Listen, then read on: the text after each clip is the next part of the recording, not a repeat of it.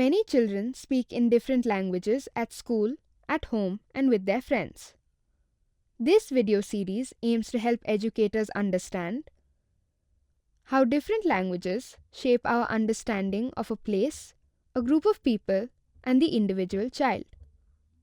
How formal and everyday use of different languages shape children's confidence to express themselves. How the way we teach shapes children's language skills and spontaneous use of different languages. How a whole school must work together when a child's natural language of comfort is different from the school language. This is a self-learning video series. It is organized into 4 modules. Each module is made up of 4 units, covering specific themes related to multilingualism. In the 3rd unit of the multilingual classroom, we will cover grassroots multilingualism and children as sophisticated code switchers. As you work through this module, please reflect on the way children use languages and how adults around them think about language use.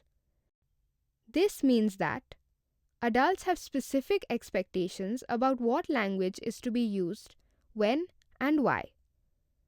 Research has shown that shifts between languages occur at sensible and appropriate points in a sentence, which means that the child is syntactically aware and familiar with the grammar of 2 languages. Translanguaging is not a random act but has deep grammatical structures.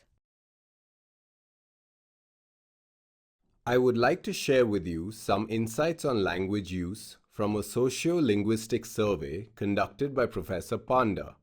This research was conducted in the Barwani district of Madhya Pradesh, a place which has 4 language groups: Hindi, Bareli, Nimadi, and Bareli Ratvi. Yes, I have read this report too. Let's put together a quick summary. The first insight is that multilanguaging dominates the language practice in most places other than homes. I remember reading that the strongest language for tribal children and their parents is their home language, but Hindi is considered the language for education and future growth. Yes, another insight is that around 50% of tribal parents, teachers, and students are bilinguals. They do not speak in 2 tribal languages, but in 1 tribal language and Hindi, even though they live with other tribes in the same village. The impact of Hindi on the aspirations of tribal parents is visible.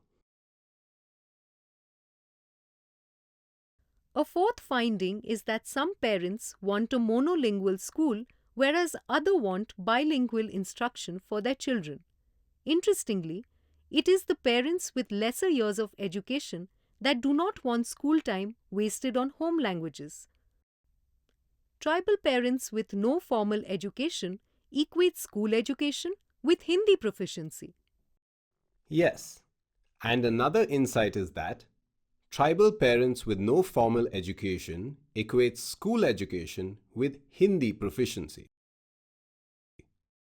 One more finding in the survey stood out for me.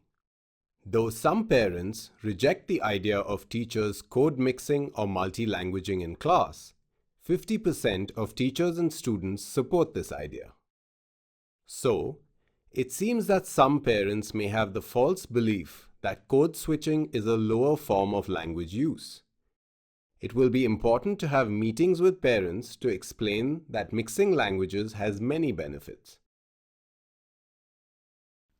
We can learn a lot by listening carefully to what parents and teachers say about language use. In my previous school, I noticed that children stayed true to the sound, grammar, and rules of different languages even when they moved from one language to the other. Why don't you come to my house tomorrow morning? मैं सोच रहा था कि परीक्षा की तैयारी साथ करेंगे. Yes, the rules of languages are followed even when different language codes are mixed within a sentence. Good idea. साढ़े 9 तक I'll be at your house. ठीक है? Children who switch between languages are sophisticated users of languages. ಇದು ನನ್ನ ಅಜ್ಜ. भैया मेरी जान हमारे साथ खेलो। कल माँ ने मुझे मंगाने की स्टोरी सुनाई. हमारे मोहल्ले में एक न्यू भैया has come who tells very interesting stories. In this module, we considered the way children use languages and how adults around them think about language use.